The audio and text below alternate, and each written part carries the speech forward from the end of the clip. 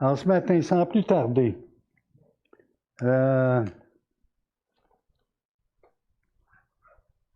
quelqu'un que je vais prendre, Jean-Daniel, est-ce que tu peux prier pour la réunion, pour le message? Mon Père Céleste, Jésus-Christ, nous sommes contents d'être réunis ce matin en ta présence pour notre communion fraternelle, pour t'adorer et pour écouter ta parole, Seigneur, que tu vas nous apporter dans notre serviteur. Seigneur, pour nos cœurs, afin que nous puissions la recevoir et la vivre et la partager aussi. Amen. Alors, sans plus tarder, est-ce qu'on va mettre les versets? Hey, Lucas, c'est en espagnol, ça. OK, bon, on va continuer. Mettons le passage. Alors, ce matin, on a traité 43, 44, 45, mais je veux vous les lire parce que ça va vous mettre en contexte. Et le passage que nous allons toucher ce matin va nous disposer aussi au repas du Seigneur. D'accord? On va mettre l'emphase un peu plus sur 46 jusqu'à 50. Et c'est un passage transitoire dans Luc, mais un passage qui parle beaucoup. Et si vous voulez avoir l'intégralité, vous pouvez écouter le premier message qu'on a apporté. Alors, sans plus tarder, je vous fais la lecture, mais je ne le ferai pas en espagnol parce que ça risque d'être long. Alors, tandis que chacun était dans l'admiration de tout ce que faisait Jésus, il dit à ses disciples. Vous avez remarqué que c'est 43b. 43a se rattache à la partie précédente et 43b commence une nouvelle section. Alors, vas-y Daniel, 44, pour vous. Alors là, il se tourne vers les disciples. Ça fait 5 mois qu'ils sont partis de Capernaum, qui ont fait le tour de la Galilée, qui se sont promenés. Ils ont même passé par Césarée de Philippe, Tyr, Sidon, le pays de Zabulon, Isachar. Finalement, ils se sont promenés beaucoup. Puis, si vous lisez dans Luc 9, c'est ce que je partageais avec mon frère Denis, il y a seulement 10 événements, 10 événements qui sont relatés dans Luc 9, mais si on fait l'harmonie des évangiles, au total, il y a 24 événements. Ce que vous ne voyez pas, mais qui se passe en même temps, et que Luc n'a pas choisi de mettre, tandis que Matthieu, c'est d'autres choses qu'il n'a pas mis, Marc a parlé d'autres choses, ou Jean va parler d'autres choses, c'est qu'il y a 24 événements, mais durant toute cette période, il a même nourri, pas seulement une fois, mais une autre fois, 4000 hommes et les enfants. Et, pas banal, c'est là qu'il a marché sur l'eau aussi, devant ses disciples. Pas banal aussi, parce que Jésus va aller sur le territoire de Tyr et Sidon, puis va parler avec la Cananéite. C'est sa fille qui est malade, elle se présente devant lui en le suppliant. Et vous savez, pour ceux qui ne se rappellent pas, c'est que Jésus ne lui parle même pas. Alors, les disciples, voulant aider Jésus, ils disent, veux-tu qu'on la fasse taire? Vous allez voir que ça s'améliore les affaires. Parce que là, ça fait plus de 2 ans que les disciples sont avec Jésus. Mais imaginez, pensez au côté humain. Parce que ce que je vais vous demander ce matin, c'est la même chose que j'ai demandé à l'auditoire précédent. C'est-à-dire, ça va être extrêmement difficile. Essayez d'imaginer qu'on est à l'époque de Jésus. Alors, nous ne savons pas qu'il va mourir. Nous ne savons pas qu'il est ressuscité. Nous ne savons pas qu'il est monté au ciel. Nous ne savons pas qu'il nous attend, qu'il a été préparé une demeure. C'est dans ce contexte-là que se font les choses. Avez-vous compris? Non, avez-vous compris? Oh, je commence à avoir votre attention, c'est bon. C'est bon, OK. Alors là, j'ai une pensée pour... Liliana est là, c'est excellent. J'ai une pensée pour André, qui est parti à Saint-Jean. J'imagine la famille, les derniers mots. Et là, le contexte dans 43a, B, on a dit, tandis que la foule était en émerveillement, en admiration devant Jésus, ça résume tout ce qui a été fait depuis Luc 4, depuis la tentation dans le désert, jusqu'à aujourd'hui, au moment où cette phrase est lancée. Donc, ça couvre une longue période et tous les miracles faisant en sorte que les gens admiraient, étaient frappés de stupeur, frappés d'admiration, frappés par son enseignement. Écoutez, Jésus guérit, Jésus chasse des démons, Jésus nourrit des foules, Jésus... C'est OK? Est-ce que c'est bien d'admirer? Est-ce que c'est bien d'être en admiration? Est-ce que c'est bien? Oui. C'est bien, hein? OK. Est-ce que c'est suffisant pour être sauvé? Non. Quoi? Non. Ah, OK. OK. Oui, je suis sauvé. Besoin d'entendre. OK? On peut être dans l'admiration, on peut voir les choses, mais tu dois passer à un stade plus loin. Mais pour vous, écoutez bien ceci. Alors Jésus va dire, je vais passer de héros à zéro. Tandis que, je vous dirai pas que c'est une locution conjonctive. J'avais un bon exemple ce matin, vous écoutez le message, OK? Mais il y a une opposition dans un événement simultané. D'accord? Et là, la foule est dans une direction, et là, Jésus s'arrête, puis qu'est-ce qu'il leur dit? Pour vous. Pour vous. Pour toi. Non, non, pour vous. Écoutez bien ceci. Et c'est probablement aussi ce que Liliana ou Martin ont dit à André avant de partir pour les forces armées. Pour toi, écoute bien ceci. Ça, c'est « mets dans tes oreilles ». C'est sérieux, qu'est-ce que tu vas faire. Alors, je ne veux pas que tu conduises l'auto en état de boisson. Je ne veux pas que tu déshonores les femmes, les filles. Je ne veux pas que... Et là, on parle, hein? On parle à nos jeunes. Mais ici, Jésus dit, pour vous,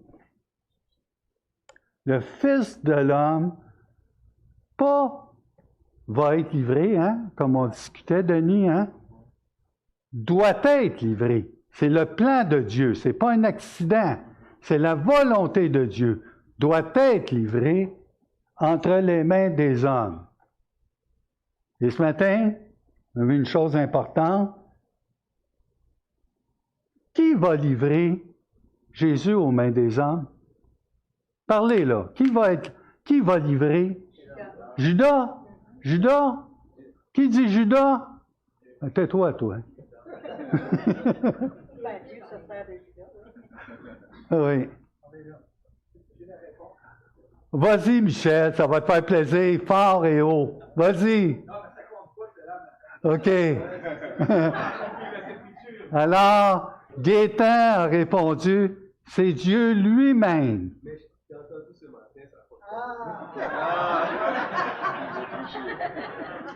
Oh là, oh là.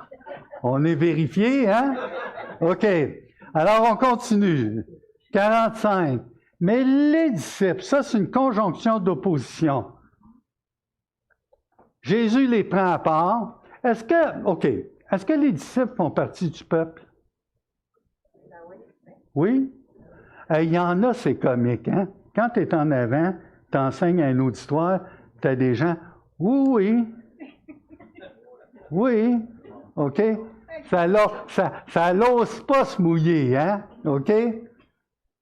Mais les disciples ne comprenaient pas en termes de signification. Puis là, il y a une question naturelle qui se pose, que vous avez le goût de me poser, mais là, vous avez peur que ça passe dans la cassette. OK? C'est pourquoi? Pourquoi?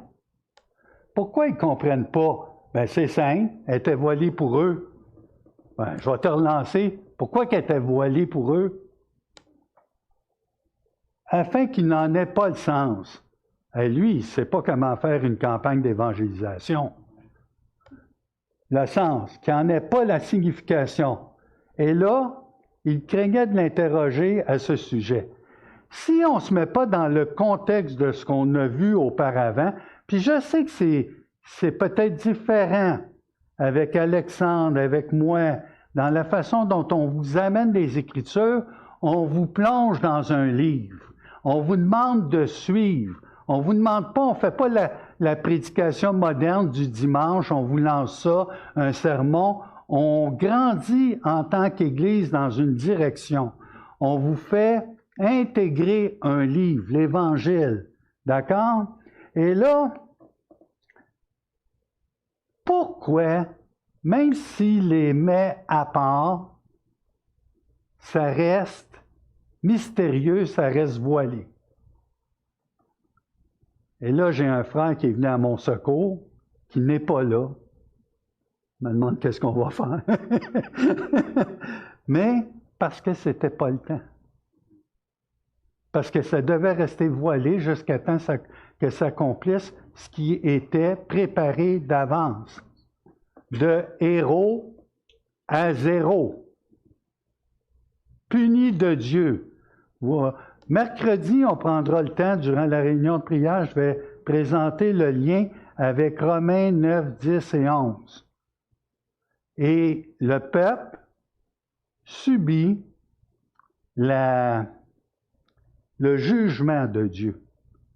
C'est-à-dire qu'à répétition, le peuple d'Israël offrait, dans le temps d'Isaïe, les prophètes arrivaient, puis « J'ai tendu les mains vers ce peuple rebelle. » Et à force d'être rebelle, ben, vous savez ce qui arrive, c'est un peu comme Pharaon. Hein? Pharaon, son cœur était endurci à chaque plaie qui arrivait. Alors, est-ce que Pharaon aurait pu revenir sur ses pas entre la première, la deuxième puis la troisième plaie? Ben, je laisse ça à Dieu. Mais ça se passe entre lui puis Dieu. Puis Israël, ça se passe entre Israël et Dieu. Et là, il y a un effet, un jugement à tout ça. Nous, on sait bien, on a reçu le Saint-Esprit, on est scellé, mais pensez-vous qu'on peut tomber sur un jugement? L'Église évangélique d'aujourd'hui peut-elle tomber sur un jugement de Dieu? De ne pas passer à l'action, d'être inerte? C'est une question à se poser. C'est le même Dieu puissant. Et là, les disciples ne comprenaient pas. Et vas-y, Daniel, laisse-toi lousse.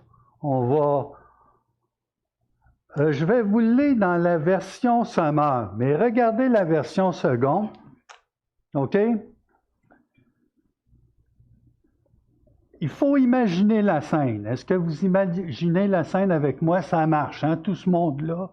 Il y a les disciples, il y a les apôtres, il y en a qui commencent à se faire la baboune parce qu'ils commencent à avoir des favoris. Il y en a amené 3 sur la montagne. Puis là, ils se préparent quelque chose. Vous allez voir qu'il y en a qui ne sont pas contents. La grogne est parmi eux. Voyons donc, une chance qu'on n'est pas de même, hein? Quoi? Non. Ce texte-là, c'est pour nous. C'est nous. Vous voyez ici, « Or une pensée leur vint à l'esprit, savoir lequel d'entre eux était le plus grand. » Jésus, voyant la pensée de leur cœur, prit un petit enfant, le plaça près de lui, vas-y, et il leur dit, quiconque reçoit en mon nom ce petit enfant me reçoit moi-même. L'important, c'est en mon nom. OK? Et quiconque me reçoit, reçoit celui qui m'a envoyé, le Père. D'accord? Car celui qui est le plus petit parmi vous, attendez, je vais m'arranger. Non, c'est pas l'attitude qu'il faut avoir, hein? Je pense, non, hein? OK, vous allez comprendre. Alors, car celui qui est le plus petit parmi vous tous, c'est celui-là qui est grand. On va commencer avec ça. OK? Dans la version sommaire, il est dit, il s'éleva entre eux une discussion. C'est plus ça. Discussion ou argument. Si vous voulez avoir un portrait de l'humilité, vous rappelez-vous le message de Mex? Il nous a présenté une sagesse qui était terrestre, charnelle, puis la troisième, ah ok, vous vous en rappelez, c'est bon. Puis là, il nous montre aussi ce qu'est la sagesse, c'est la sagesse d'en haut, par d'autres qualificatifs qui correspondent pas mal aux fruits de l'esprit. Mais si on avait à le comparer à terrestre, charnel, diabolique, on dirait céleste, spirituel et divine, qui vient de Dieu. Vous comprenez? Jésus, dans un geste, vous savez, là, on est dans une époque où tout va vite. OK, ils sont là à me faire des gestes. Tasse-toi dans la caméra. On ne peut même plus prêcher comme c'était dans le temps, il y a 50 ans.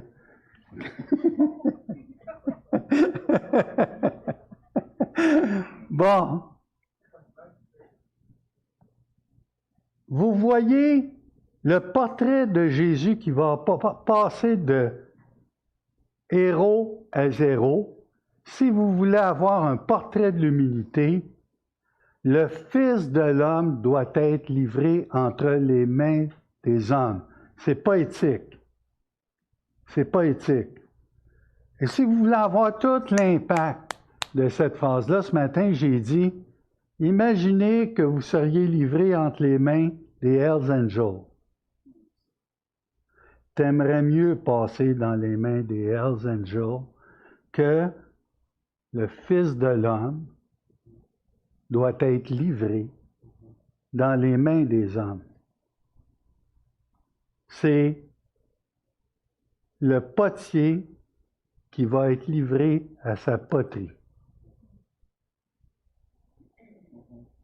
C'est le point qu'on voyait en avant, la terre, une infime poussière, on n'est même pas visible. Le Dieu qui a créé tout ça va être livré dans les mains de la poussière. Et ils vont en faire quoi? Et on va l'avoir considéré comme puni de l'Éternel. On va prendre le repas du Seigneur et considérer ceci. Considérez cela. Alors ici, dans 7 mois, Jésus va mourir sur la croix. C'est là qu'on est. Ça fait environ 2 ans qu'il marche avec ses disciples. Puis là, ses disciples n'ont pas manqué une. Pour parler en bon québécois, là, pendant que les 3 étaient sur la montagne, il y a un père qui avait de la difficulté avec un de ses fils qui était possédé du démon. Les disciples n'ont pas réussi à chasser le démon. Et là,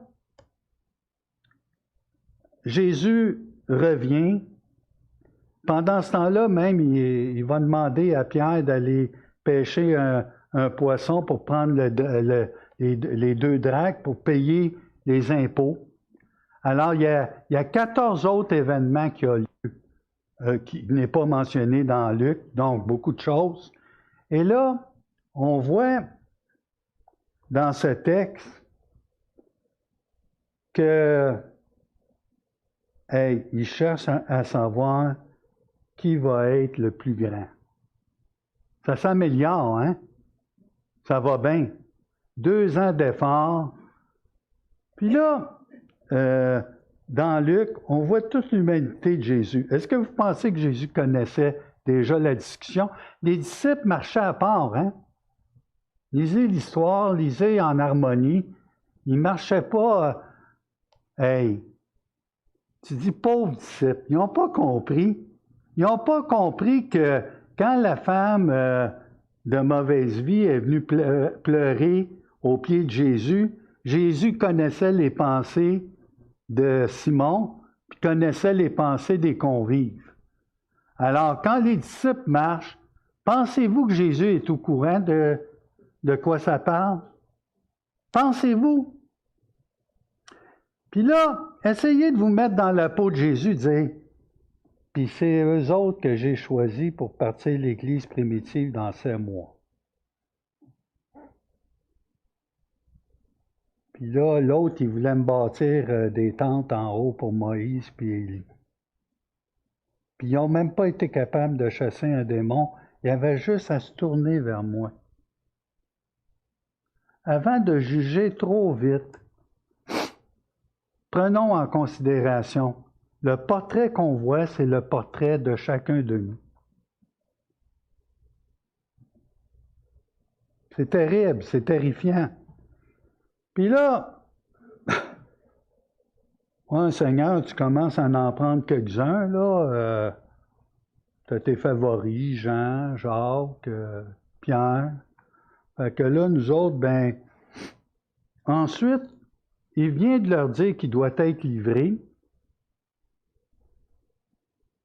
Mais les disciples, mettez-vous dans les oreilles. Le Fils de l'homme doit être livré. Non, non. Nous, on veut savoir qui va être le plus grand parce que je veux être le général de ton armée quand tu vas rentrer victorieux dans Jérusalem. C'est ça, là. Ils sont incapables d'entrevoir la suite de qu'est-ce qui s'en vient. Ça s'en vient dans 7 mois. En bon québécois, là, entre vous puis moi, c'est-tu des gens qu'on aurait choisis comme anciens? Allez-y. Ils sont en train de se disputer, d'argumenter pour savoir qui est le plus grand. Alors que le Dieu de l'univers, celui qui nous a créés, va être livré, doit être livré entre les mains des hommes. Vous voulez avoir une bonne définition de l'humilité? Jésus. Vous voulez avoir une bonne définition d'une sagesse terrestre et diabolique? Les disciples. Wow! Wow! J'avais intitulé cette partie-là de message « Un homme, la grandeur d'un homme se mesure à genoux ». La mesure d'un homme se mesure à genoux. C'est tout ça que j'ai marqué. Hey, je prépare des notes, puis des notes, puis des notes, puis je les roule, mais bon, OK, c'est correct. Vous n'avez pas compris. Moi, je vous parle de la mort du Fils de l'homme. Je vous parle de ma mort. Puis vous me parlez de savoir qui va être le plus grand. Vous avez un plan, mais qui n'est pas le mien. Moi, je m'en vais mourir à la croix, puis vous voulez m'amener régner à Jérusalem alors que je vais être rejeté. Et j'ai la bonté.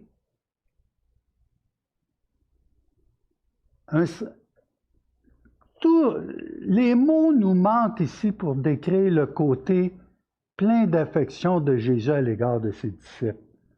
Il prend quand même la peine, il ne les gronde pas.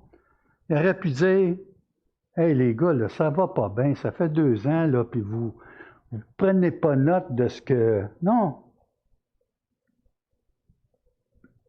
Jésus, voyant, connaissant leurs pensées, leur cœur, hein? Mais savez-vous que c'est un jugement? C'est ça le jugement. Ils étaient incapables de voir la suite des choses parce que ce n'était pas le temps qu'ils le voient. Le plan de Dieu s'accomplit. Ouais, mais qu'est-ce que tu fais du libre arbitre? Le libre arbitre, qu'est-ce que ça vient faire ici? Ben oui, il ne pouvait pas voir. Enfin, qu'il n'était pas totalement libre, le libre arbitre. Ben, conteste avec le potier tant que tu veux. Tu sais, quand tu dis que tu es libre dans les limites que Dieu permet. C'est juste des notions. Alors, Jésus, voyant leurs pensées, leur cœur, il a pris un petit enfant, le plaça près de lui et leur dit, « Quiconque reçoit en mon nom, ce petit enfant me reçoit moi-même, et quiconque me reçoit, reçoit celui qui m'a envoyé. Car celui qui est le plus petit parmi vous tous, c'est celui-là qui est grand. » Il y a d'autres fois où Jésus va prendre les enfants pour dire d'avoir une pensée puis la foi comme un enfant, simple. Mais ici, savez-vous pourquoi il prend un enfant? Est-ce qu'il l'assoit sur ses genoux? Non, il le prend par la main. Il le met à côté.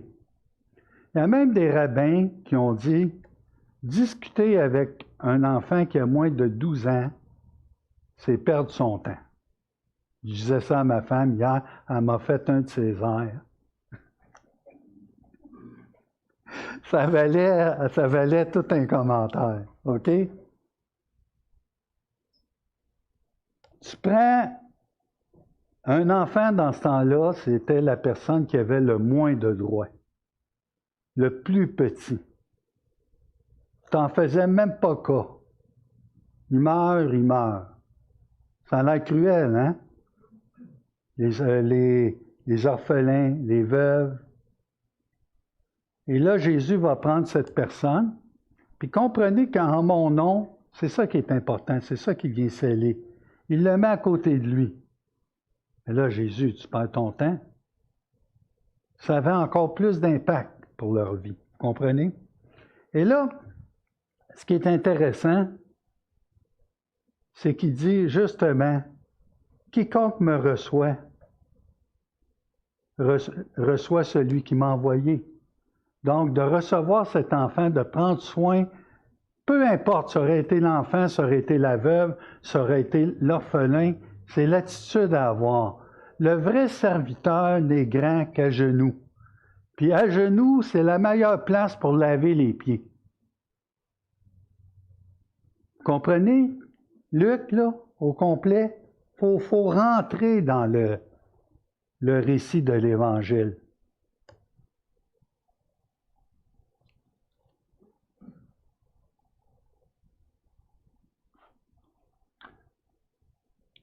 Est-ce qu'il y en a ici qui veulent être grands?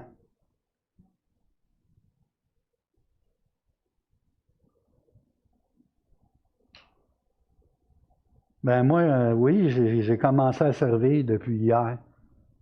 J'ai fait la vaisselle. Sors pas de la caméra, Pierre. OK?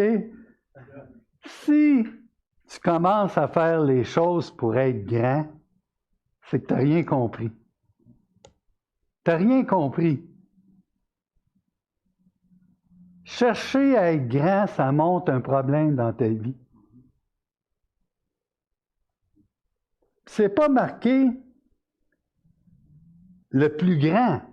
Hein? C'est pas un superlatif. C'est bien dit, le plus petit parmi vous tous, c'est celui-là qui est pas le plus grand, est grand. Alors la question de grandeur, ça parle de service et d'humilité. Alors vous avez celui qui a quitté le ciel, qui vient se livrer aux mains des hommes, l'humilité, et là vous avez l'antithèse, le contraire total.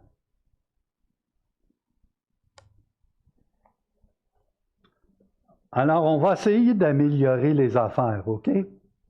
Ça va? Fait qu'on va lire les 2 derniers versets pour essayer de donner au moins la chance au coureur, comme on dit. Fait que là, Jean, qui était sur la montagne, il prit la parole et dit, « Maître, il y a certains commentateurs qui pensent que c'est par remords de conscience que j'espère que c'est par remords de conscience, parce qu'autrement, si vous voulez améliorer les choses, je vous laisse deviner. Imaginez, 49, Jean prit la parole et dit, « Maître, nous avons vu un homme qui chasse les démons en ton nom, et nous l'en avons empêché parce qu'il ne nous suit pas. » 50.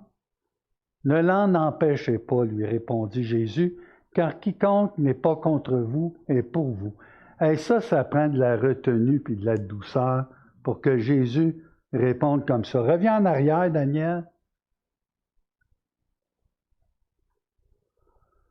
En tout cas, Jean a pris la parole et dit, « Maître, nous avons vu un homme qui chasse les démons en ton nom, et nous l'en avons empêché parce qu'il ne nous suit pas. »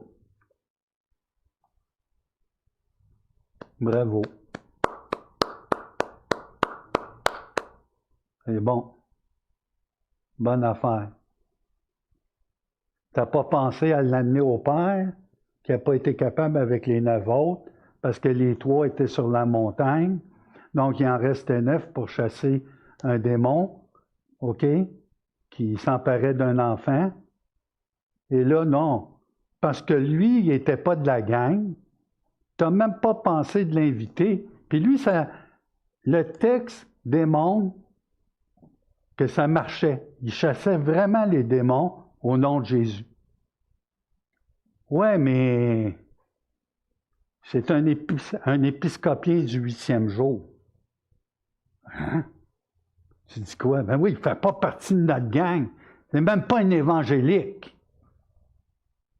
En quel nom il chasse les démons?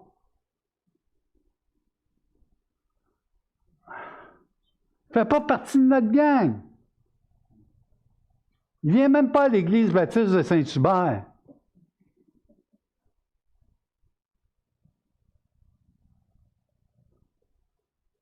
As-tu vérifié sa doctrine?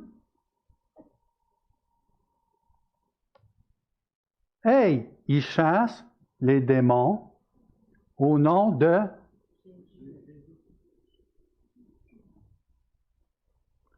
Pensez-vous que ma doctrine est toute correcte? Moi, elle est bien cordée, là, puis il n'y a rien. Micheline, ça m'étonne que tu penses ça. OK? Dis à mon psychiatre que je vais bien.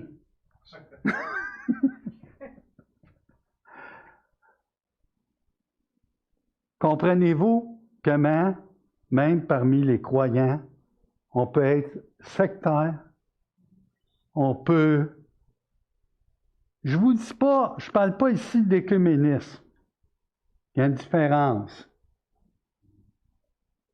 Mais ici, il y a quelqu'un qui chasse des démons au nom de Jésus, qui n'a pas été dans la gang, choisi dans la gang des 12, ou parmi les disciples. Puis là, c'est comme, qu'est-ce qui est manifesté? La jalousie, l'envie, la dispute. Je ne vous dis pas qu'on doit, oui, on doit exercer la prudence. Mais ici, il y a un enfant, puis le démon le possède. Pensez-vous qu'il y avait un besoin bien plus criant d'être délivré? Quelle entraille va venir nous émouvoir? Hey, t'es pas de notre gang?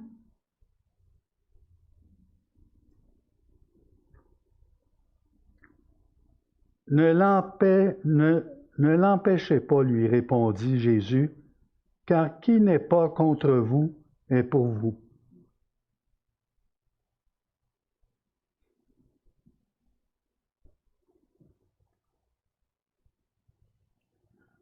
Ouais, mais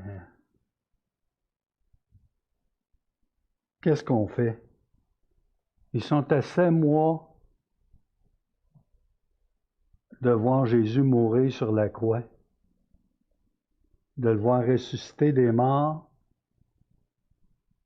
mais tout va prendre place en son temps. Le Saint-Esprit va être répandu 2 mois après. Les choses vont prendre forme et vie dans leur vie. Savez-vous que le rejet momentané des Juifs, du peuple juif, a permis l'intégration des nations? Si nous sommes ici aujourd'hui, c'est que Dieu, pour un temps, a mis son peuple comme sur pause. Mais il ne l'a pas rejeté. C'est ce que dit Romains 9, 10 et 11. Et d'ailleurs, c'est la branche, le tronc ferme qui nous porte. Ce n'est pas nous qui portons Israël. Et ceux qui ont reçu les alliances, ceux qui ont reçu les patriarches, les prophètes, tout ça reste bien en place. Nous ne sommes pas Israël. Nous sommes l'Église. Un Juif qui se convertit aujourd'hui rentre dans l'Église, vous comprenez? Mais viendra un jour où ils vont reconnaître celui qu'ils ont percé. Donc, la bonne nouvelle, c'est que d'une mauvaise nouvelle, celle d'avoir tué et brisé le Sauveur du monde, peut s'accomplir la bénédiction. C'est de ça dont on parle. C'est de ça dont on va prendre les éléments ce matin pour se rappeler le prix qu'il nous en a coûté pour faire partie de l'Église.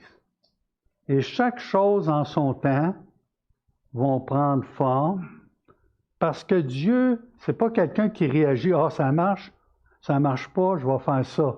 Le plan de Dieu s'accomplit inexorablement dans le temps. Donc, on pensait améliorer les choses avec la réaction de Jean. On pensait améliorer les choses dans le sens qu'il comprendrait l'humilité, mais c'est le contraire qui se passe. Vous savez, juste avant, quand Jésus va dire à ses disciples, écoutez bien les mots, là, OK? Race incrédule et perverse. Hey, il a parlé dur, là. Hein? Jésus parle dur. Race incrédule et perverse. Savez-vous c'est quoi la totale dépravation? La totale dépravation, c'est cette incapacité pour l'homme de se sauver soi-même. Il ne voit pas clair. Quand je lisais ces textes au début de ma vie chrétienne, j'étais là, mais comment ça se fait qu'il ne voit pas ça? C'est bien épouvantable, OK? Mais celui que je ne voyais pas, c'était moi, dans le texte. Aurais-je pu faire quelque chose d'aussi outrageux à l'égard de Dieu? Tout homme est dépravé. Si vous avez entendu ce matin, je disais, quel âge a Mathusalem, Métushala, dans la Bible? Quel âge? Hein? 9,69. OK? Est-ce que vous croyez vraiment qu'il avait 969 ans? Soyez pas gênés et timides. Croyez-vous qu'un homme pouvait avoir 969 ans? Non, vous dites ça là, parce que vous ne voulez pas avoir l'air fou, parce que, puis de toute façon, j'ai un bac universitaire. Fait que Plus tard, Dieu va diminuer le nombre d'années des hommes. Et pourtant, il prend le mot « an ». Alors, si ce n'était pas des ans, c'était quoi? Il y a des choses qui sont difficiles à comprendre dans la Bible pour notre intelligence. Est-ce que Dieu a créé en 6 jours ou c'est un langage poétique ou figuratif? OK? Mais Dieu aurait pu créer.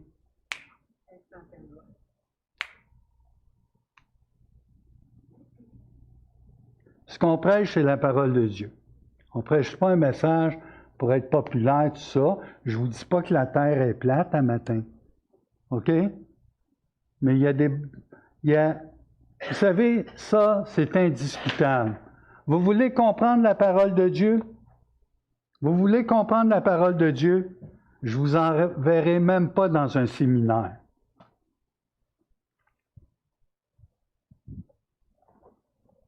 Obéis. Obéis simplement. Quand tu n'obéis pas, ça attire le jugement. Quand est-ce que ça a lieu? Au bout de 3 mois, au bout de 5 mois, au bout de 7 mois, ça se passe entre Dieu et toi. Et quand Dieu te dit, c'est mieux d'arrêter de mentir quand tu fais de la business. Non, c'est mieux d'arrêter de rapporter des choses sur ton voisin. Je fermerai la TV plus de bonne heure. Puis arrête de passer dans telle rangée. C'est pas du légalisme. C'est ce qui est dit dans 1 Jean. Si quelqu'un dit qu'il aime Dieu, ben il va marcher comme lui-même a marché, comme Jésus a marché. On va garder ses commandements. Est-ce qu'on est infaillible? Non, mais on ne reste pas là-dedans. Alors, prions. Notre Dieu, notre Père, merci de ton grand amour. Merci de nous avoir livré Jésus. Merci, Jésus, de cet amour immense, d'avoir offert ta vie pour nous tous. Merci de ne pas nous avoir abandonnés à notre triste sort. Merci de nous sortir de cet aveuglement et donne-nous un cœur obéissant. Et merci du grand privilège que nous avons de pouvoir se réunir, t'adorer et se courber devant toi. Et puisses-tu bénir le reste de ce culte, Père. Amen.